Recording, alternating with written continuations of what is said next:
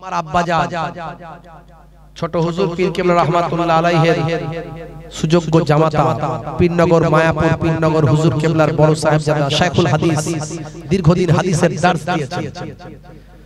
আমার আব্বাজান যাকে হরিণখোলা হুজুর কেবলা বলে, মস্ত বড় আলেম, মস্ত বড় ওলি।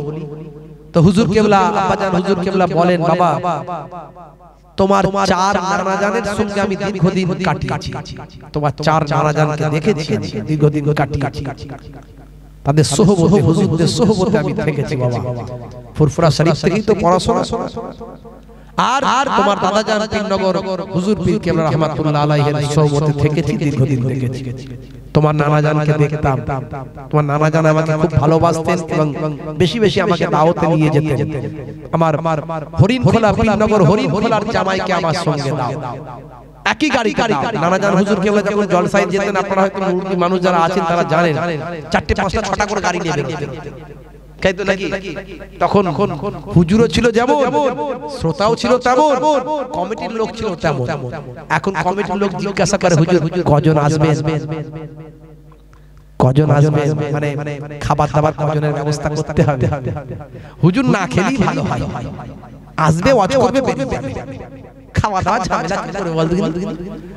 ছোট হুজুর কেবলা যখন যেতেন সঙ্গে 20 জন 18 জন লোক, বুঝতে পারছেন, তারাই শ্রোতা। ভাইরা আমার, আব্বাজান বলতেন, বাবা তোমার নানাজানকে আমি দেখেছি গাড়ির ভিতরে বসে বসে মাথা নিচু করে আল্লাহর জিকিরে মাশগুল থাকতে। অনেক ঘটনা। আমার দাদাজান পীরনগর হুজুর পীর কেবলা রাহমাতুল্লাহ আলাইহি, তার সম্পর্কে আপনারা অনেকে যারা জানেন তারা জানেন, সপ্তাহে 7 দিনের 5 দিন 6 দিন রোজাই রাখতেন। জি হ্যাঁ, ছোট্ট বেলা থেকে ইবাদত বন্দেগীতে মাশগুল থাকতেন। অনেক কষ্ট করে জীবন যাপন করেছেন, নবিয়ানা জিন্দেগি। ছোট্ট বেলায় 21 দিনে মা ইন্তেকাল করেছিলেন, 2.5 বছরে পিতা ইন্তেকাল করেছিলেন, এতিম মানুষ হয়েছিলেন। নবিয়ানা জিন্দেগি, বুঝতে পারছেন, সারা জীবন নবিয়ানা জিন্দেগিতে কাটিয়েছেন। মাটির ঘরে থাকতেন, যে ঘরটা একটা জানালা ছিল না, আমরা বলতাম জানালা কেটে দিয়ে, বাবা দুনিয়ার জানালা নিয়ে আমার কোনো লাভ নাই, আমি কবরের জানালার চিন্তায় আছি। টাকা দিলে টাকা ফেরত পেতেন, অন্য লেভেলের মানুষ ছিলেন, মস্ত আল্লাহর ওলি। ইন্তেকালের আগে বলে দিয়েছিলেন, বাবা 3 দিন আমাকে রাখবেন। আমার নানাজানকেও, নানাজানও ওসিয়াত করেছিলেন 3 দিন রাখার জন্য। নানাজানকে রাখা হয়েছিল, আপনারা জানেন, সে 4 চালা, এখন ছবিতে আছে, অরিজিনাল পাবেন না। 4 চাল ঘর। আমি তখন ছোট, তখন আমার বয়স 6 বছর 7 বছর বয়স, একটু মনে পড়ে। নানাজানকে রাখা হয়েছিল মাথার গোড়ায় ফ্যান দিয়ে। জি হ্যাঁ, মানুষজন দেখে যাচ্ছিল, লক্ষ লক্ষ মানুষ। এই মোটা সোটা শরীর, 3 দিন আল্লাহ তাকে তিনি ওসিয়াত করেছিলেন। কত বড় আল্লাহর ওলি।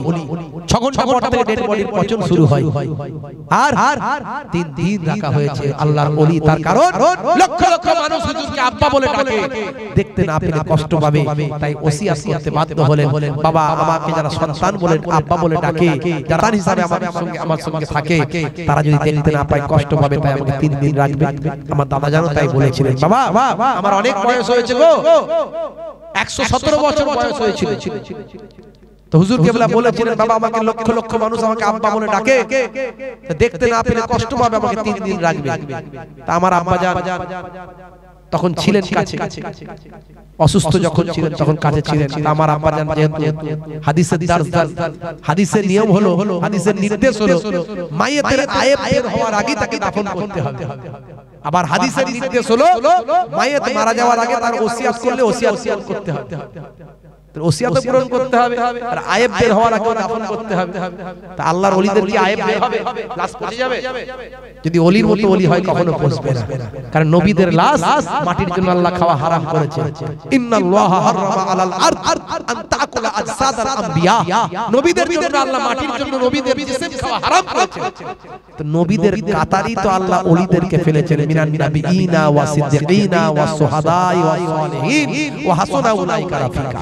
এই 4 দল, তাহলে নবীদের সঙ্গে ওলিদের আল্লাহ জুড়েছেন, তাহলে ওলিদের শরীর খাবে কি করে মাটি?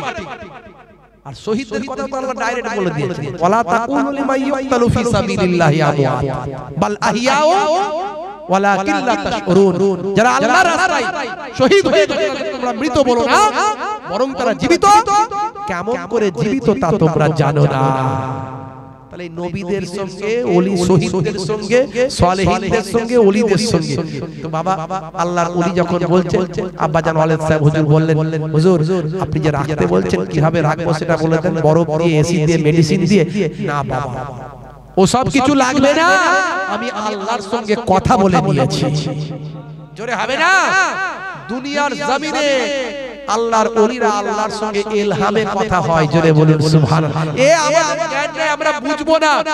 সেই মাদ্রাসায় তো আমরা পড়িনি, আমরা বুঝবো কেমন করে? আরে মৌলবীগুলো বুঝবে কেমন করে? সেই জ্ঞান অর্জন করতে হবে না। একে চন্দ্র, দুয়ে পক্ষ, তিনে। যারা বলেন কি বিদ্যাসাগর, ঈশ্বরচন্দ্র বিদ্যাসাগর বুঝেছিল তিনে নেত্র, তিনটে চোখ আছে। এরা বোঝে না, এরা শুধু জাহিলটা বোঝে, বাতিনি বোঝে না, ইলমে মারিফাত বোঝে না, ইলমে তাসাউফ বোঝে না। এরা দুধ চেনে, এরা দুধ চেনে। দুধ থেকে যে ঘি করা যায় জানে না, দুধ থেকে যে মাখন করা যায় জানে না, দুধ থেকে যে দই করা যায় জানে না। এরা দুধটা চেনে, দইটা চেনে না। এরা দুধ চেনে, ঘিটা চেনে না। এরা দুধ চেনে, দুধ থেকে মাখন করা যায় জানে না। সেই দুধ থেকে মাখন করতে গেলে মাখন করনে ওয়ালা স্ত্রীর কাছে যেতে হবে, তারাই হলো আল্লাহর ওলি। তবে ভণ্ডামি থেকে দূরে থাকতে হবে। ভণ্ড এখন অনেক বেরিয়ে গেছে, বুঝতে পারছেন বন্ধুরা? আবার অরিজিনালটাকে চিনতে হবে। হে তরুণ যুবকেরা, ছোট্ট করে বলে দিন, বাসরার বিখ্যাত আল্লাহর ওলি হযরত হাসান বাসরি রাহমাতুল্লাহ আলাইহির জামানায় একজন মস্ত বড় অগ্নি পূজক ছিল। আগুনকে যিনি খোদা বলে মানে, আগুনকে সিজদা করেন, আগুনকে রাব বলে মানে, আগুনকে খোদা বলে, প্রভু বলে মানে। এই রকম মানুষ আগের যুগে ছিল, যারা অগ্নি পূজক যাদের বলা হয়, এদেরকে আরবিতে বলা হয় মাজুসি, মাজুসি বলা হয়। হে তরুণ যুবকেরা, এই অগ্নি পূজক একজন হাসান বাসরি রাহমাতুল্লাহ আলাইহির জামানাতে ছিল, তার নাম হলো সামাউন। হে তরুণ যুবকেরা, হে আমার বন্ধুরা, হে আমার মুরব্বিয়ানেরা, শুনে রেখে দিন বাবা, জেনে রেখে দিন বাবা, এই সামাউন ছোট্টবেলা থেকে হযরতে হাসান বাসরি রাহমাতুল্লাহ আলাইহি মাঝে মাঝে দিনের দাওয়াত দিতেন। বাবা সামাউন, তুমি আল্লাহকে না মেনে আগুনকে খোদা বলে মানো, অথচ আগুনের স্রষ্টা যিনি, তিনি হলেন সকলের স্রষ্টা। বাবা সামাউন, তুমি আল্লাহকে এক বলে মানো।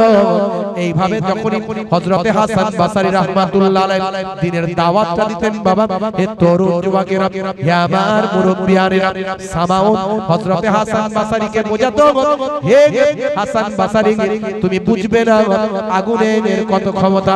হে তরুণ যুবকেরা, হে আমার বন্ধুরা, শুনে রেখে দিন বাবা, জেনে রেখে দেন। হে মুসলমান, একটুখানি লক্ষ্য করুন বাবা, এমন সময় দেখতে পাওয়া যায় বন্ধুরা আমার, তরুণ যুবকেরা আমার, হে আমার মুরব্বিয়ানেরা, হে জওয়ান যুবকেরা, হযরতে হাসান বাসরি রাহমাতুল্লাহ আলাইহি জীবনে কয়েকবার এভাবে বলেছেন, আর সামাউন এইভাবে কয়েকবার উত্তর দিয়েছেন। হযরতে হাসান বাসরি হুজুরের কথা তিনি শুনেননি, কিন্তু হাসান বাসরি হুজুরের মনটা বড় খারাপ। সামাউন আমার প্রতিবেশী, সে মারা যাবার পরে জাহান্নামে যাবে, এটা আমি কেমন করে মানব? হে তরুণ যুবকেরা, এই জন্য আল্লাহর ওলিদের ভালোবাসুন। আল্লাহর ওলিরা সব সময় চায় কেউ না জাহান্নামে যায়। সামাউনের অনেক বয়স হলো, হযরত হাসান বাসরি হুজুরের অনেক বয়স হয়েছে। একদিন হঠাৎ করে খবর এলো সামাউন মৃত্যু যন্ত্রণায় কাতরাচ্ছে, সামাউনের অবস্থা খারাপ, সামাউন হয়তো মারা যাবে।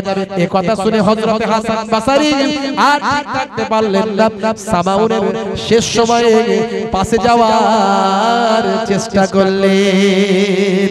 ওদিকে সামাউন বিছানায় পড়ে কাতরায়, আল্লাহ আমাকে তুলে নাও অগ্নি মহান, আমাকে তুলে নাও অগ্নি মহান, আমি যে পূজারি সামাউন নাম, আমাকে তুলে নাও অগ্নি মহান, আমি যে পূজারি সামাউন নাম।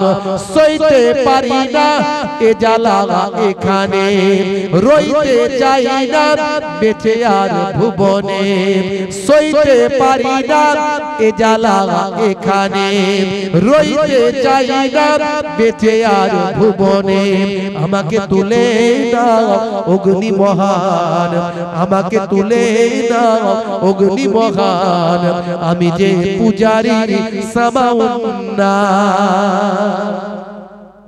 সামাউন আগুনের কাছে নিজে প্রার্থনা করছে সারা জীবন আগুনকে খোদা বলে বলে হাসান বাসারি হুজুর তার জাকাতদারির কষ্টের খবর পেয়ে থাকতে না পেরে সুজাতার বাড়িতে হে তরুণ যুবকেরা হে আমার বন্ধুরা হে আমার মুরব্বিয়ানিরা শুনে রেখে দিন বাবা এমন সময় দেখতে পাওয়া যায় হযরতে হাসান বাসারী রাহমাতুল্লাহ আলাইহি বাড়িতে গিয়ে বললেন বাবা সামাউন ও বাবা সামাউন তোমার বড় কষ্ট হচ্ছে মাথায় হাত বোলাতে লাগলেন গায়ে ফুঁক দিতে লাগলেন বাবা আদর যত্ন করতে লাগলেন সামাউনের যখন শরীরটা একটু ভালো হলো সামাউনকে হযরতে হাসান বাসারী রাহমাতুল্লাহ আলাইহি শেষ সময়টা শেষবারের মতো বললেন ভাই সামাউন তোমাকে একটা কথা শেষবারের মতো বলি তোমার এখনো সময় আছে তুমি যদি কালেমা পড়ো আমার আল্লাহ তোমার জীবনের গুনাহ maaf করে দেবে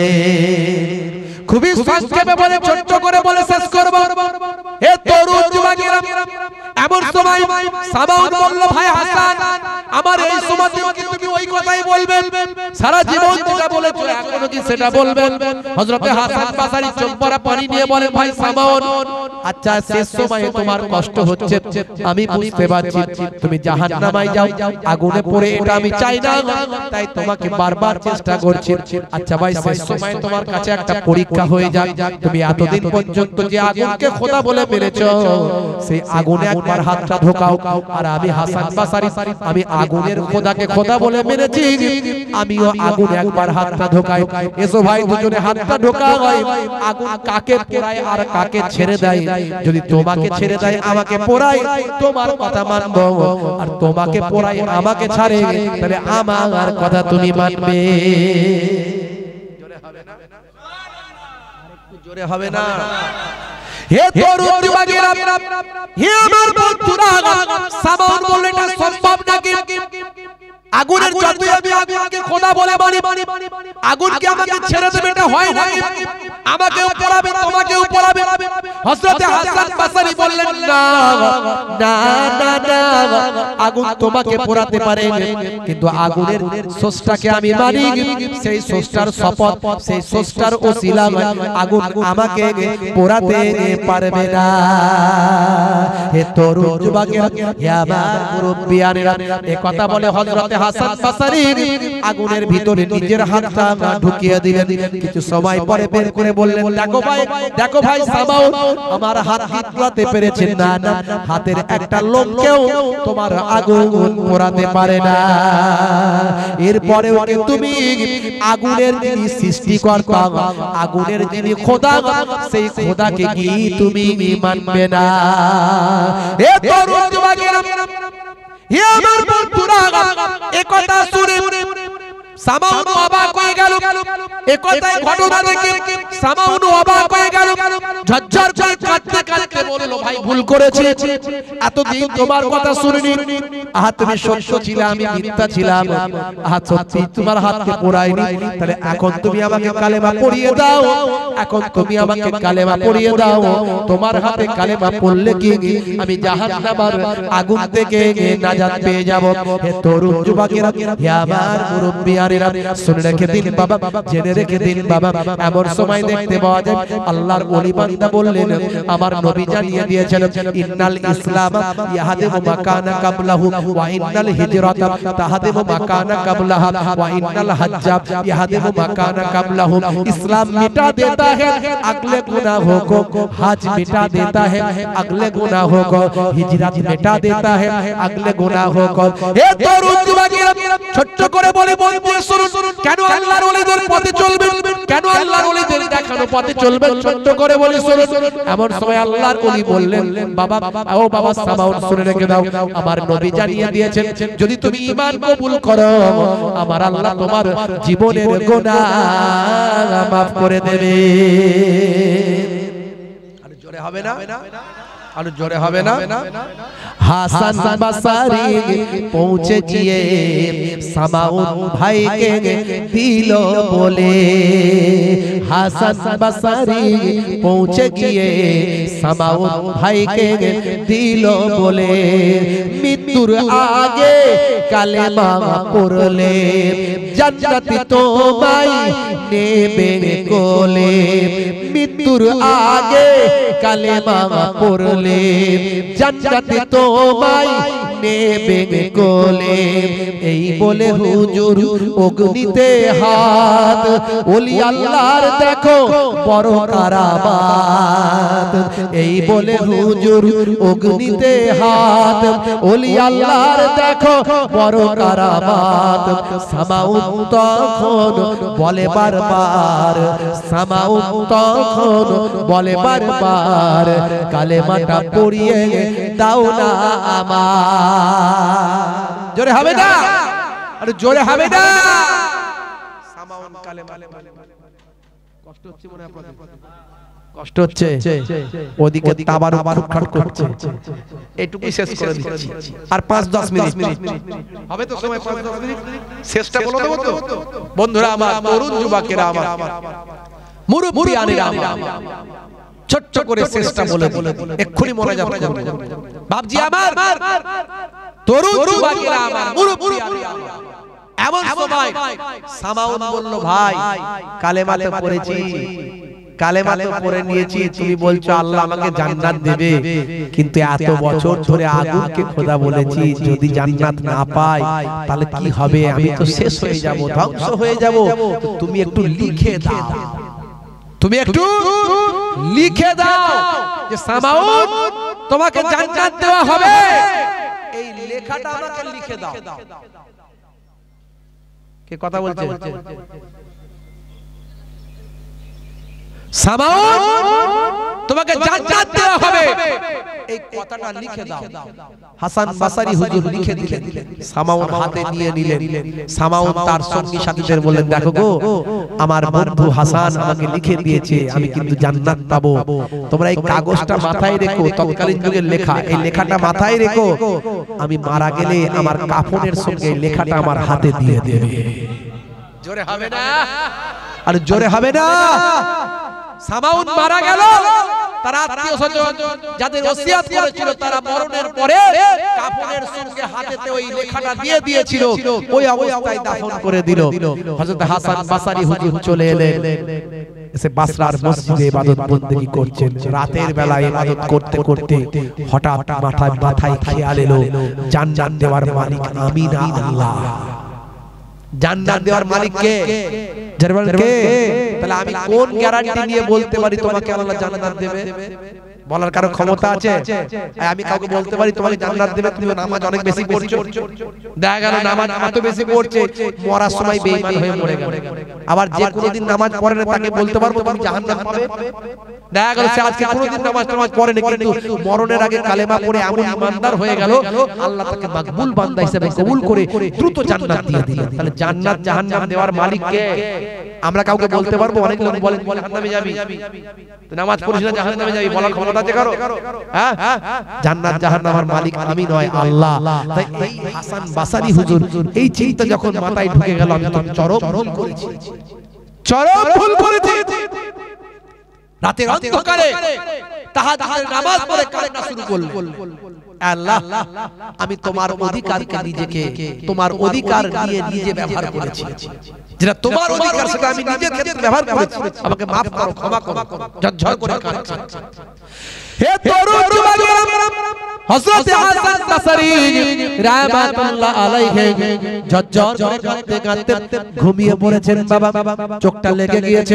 হঠাৎ করে তিনি স্বপ্নের মধ্যে, খবের মধ্যে দেখতে পান, হে তরুণ যুবকেরা, তিনি খবের মধ্যে দেখতে পাচ্ছেন, স্বপ্নের মধ্যে দেখতে পাচ্ছেন সামাউন আল্লাহ জান্নাতে ঘোরাঘুরি করছে। সামাউনকে জিজ্ঞাসা করলেন, সামাউন, ও সামাউন, তোমার সঙ্গে আমার আল্লাহর পক্ষ থেকে কেমন ব্যবহার করা হয়েছে। সেই সময় সামাউন বলে আমার সঙ্গে খুব ভালো ব্যবহার করা হয়েছে ও ভাই হাসান, এত সুন্দর আচরণ করা হয়েছে যে তোমার লেখাটা আমার কোনো কাজে লাগলো না, এই নাও তোমার লেখাটা আমি তোমাকেই ফিরিয়ে দিলাম। এমন সময় সামাউন হাতে করে হাসান বাসারির হাতে স্বপ্নের মধ্যে লেখাটা দিয়ে দিলেন। হযরতে হাসান বাসারিটা ভেঙে গেল, চোখটা খুলে ফেললেন। এখন তো সামাউনকে দেখলাম সে তার লেখাটা আমার হাতে ফিরে দিয়েছে, আমার লেখাটা আমার হাতে ফিরে দিয়েছে, আর হাতটা আমি মুঠে করে আছি। হে তরুণ যুবকেরা, হে আমার মুরব্বিয়ানেরা, দেখি তো দেখি হাতের মধ্যে কি আছে। হাতটা খুললেন, দেখলেন আল্লাহর কুদরতি ক্ষমতা, আমার লেখা আমার কাছে ফিরে এসেছে। জোরে হবে না? আরে জোরে হবে না? এক শ্রেণীর মানুষ এগুলো নাও মানতে পারে, এগুলো ওলি আউলিয়াদের কারামাত মানতে নাও পারে। যারা ওলিদের কারামাত মানে না, তারা নবীদের মুজিজা কেমন করে মানবে? নবী আল্লাহর নবী আগুনের ইশারা করেছে, আকাশের চাঁদ দুখানা হয়েছে। এখনকার লোক মানবে? হয় না। বন্ধুরা আমার, তাদের সঙ্গে আমাদের কোনো কথা নাই। তো আল্লাহর ওলি বান্দারা সব সময় চান বান্দা কেমন করে জান্নাতে যাবে, কোন বান্দা যাতে জাহান্নামে না যায়, আল্লাহর ওলিরা চান। তাই আমি আপনাদের কাছে বলবো, পাঁচ ওয়াক্ত নামাজটা পড়বেন, নামাজ ছাড়বেন না, রাসূলের সুন্নাতটা মেনে চলবেন, সুন্নাতগুলো ছাড়বেন না। নামাজ ছেড়ে দিয়ে জান্নাত যাওয়া যাবে না। কোন ওলি আউলিয়া নামাজ ছেড়ে দিয়ে ওলি হননি বাবা, অনেক বেশি বেশি নামাজ পড়েছে।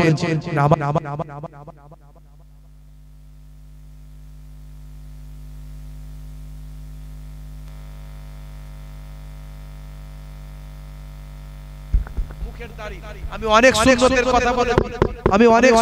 কথা বলেছি, মনে রাখবেন। কিন্তু সব সুন্নতগুলোর কথা বলেছি, অনেক সুন্নতের কথা বলেছি। ইন্টারনেট সার্চ করলে আপনারা পাবেন আমার বক্তব্য 20-25 হাজার আমার বক্তব্য আছে সেখানে। এক একটা করে সুন্নতের কথা আমি বলেছি। ডান দিকে কাত হয়ে ঘুমানো সুন্নত, বসে পানি পান করা সুন্নত, পেটটাকে তিনটে ভাগে ভাগ করে খাওয়া সুন্নত, পরিমিত খাবার খাওয়া সুন্নত, চেটে চেটে খাবার খাওয়া সুন্নত। সবের মধ্যে বিজ্ঞান বাস্তবতা পাওয়া যায়। আমি অনেক বলেছি, আর আজকে বলিনি। তবে মনে রাখবেন, সবচেয়ে বড় সুন্নত হলো মুখের দাড়ি। এই দাড়িটা আপনি ছোট হোক আর বড় হোক রাখবেন। আমি সব জায়গায় বলি, আজও বলছি। কত ছেলে আমাকে বলে, হুজুর আপনার কথা শুনে দাড়ি রেখেছি, নামাজ পড়ছি। আমার মনটা বড় ভালো লাগে যে ওয়াজ করার সার্থক হয়েছে আমার বক্তব্য শুনে যদি কেউ হেদায়েত হয়, তবে আমার সার্থক হবে ওয়াজ করা। মনে রাখবেন, আজকে বিরাট কোহলি দাড়ি রেখেছে, হরভজন সিং দাড়ি রেখেছে, লিওনেল মেসি দাড়ি রেখেছে, ভাই আমার হাসিব আমলা দাড়ি রেখেছে, মঈন আলী খান দাড়ি রেখেছে, ভাই আমার আসিফ খান রকি দাড়ি রেখেছে, কত নেতা মন্ত্রী দাড়ি রেখেছে। দাড়ি রাখাটা তারা ফ্যাশন মনে করে রেখেছে। আর আমরা দাড়ি রাখবো, ছোট হোক আর বড় হোক, দেখতে ফ্যাশন মনে হলো, দেখতে সুন্দর মনে হলো, ভাই আমার নবীর সুন্নত মনে করে রাখবো। যদি এই সুন্নত মনে করে মুখের দাড়িটা ছোট হোক আর বড় হোক রাখে, আজ ছোট আছে কাল বড় হয়ে যাবে। কিন্তু এই অবস্থায় যদি আপনার মওত হয়ে যায়, কবরে দেওয়ার পরে মুনকার নাকির ফেরেশতা এসে বলবে মান রব্বুকা, দেখতে পাবে মুখে দাড়ির দেখা, হতে পারে ওই দাড়িটা হবে আপনার নাজাতের জারিয়া। তাই নামাজটা ছাড়বেন না, মুখের দাড়িটা ছোট হোক আর বড় হোক রাখুন। আজ ছোট আছে কাল বড় হয়ে যাবে। বাপজি আমার, এই দুটো কাজ যদি করেন, 70% 80% অন্যায় অপরাধ আপনার থেকে দূরে সরে চলে যাবে। জোরে বলুন সুবহানাল্লাহ। যাই হোক, আমার জন্য দোয়া রাখবেন, আমি আপনাদের জন্য দোয়া রাখি। আল্লাহ রাব্বুল আলামিন আমাদের দ্বীনের পথে রাখুন, সিরাতুল মুস্তাকিম পথে রাখুন। দাদা পীরের সিলসিলার খাদেম হিসেবে কবুল করুন, আল্লাহুম্মা আমিন। প্রত্যেকে আমার সঙ্গে একবার তওবা ইস্তিগফার করেন, সকলে পড়েন আস্তাগফিরুল্লাহ রাব্বি মিন কুল্লি যামবিন ওয়া আতুবু ইলাইহি লা হাওলা ওয়ালা কুওয়াতা ইল্লা বিল্লাহিল আলিয়্যিল আযীম। আর প্রত্যেকে আমার সঙ্গে তওবা করলেন। এবারে 3 বার সূরা ফাতিহা, আলহামদুলিল্লাহ শরীফ, 3 বার সূরা ইখলাস, কুল হুয়াল্লাহু শরীফ, 3 বার দুরূদ শরীফ পাক তেলাওয়াত করেন।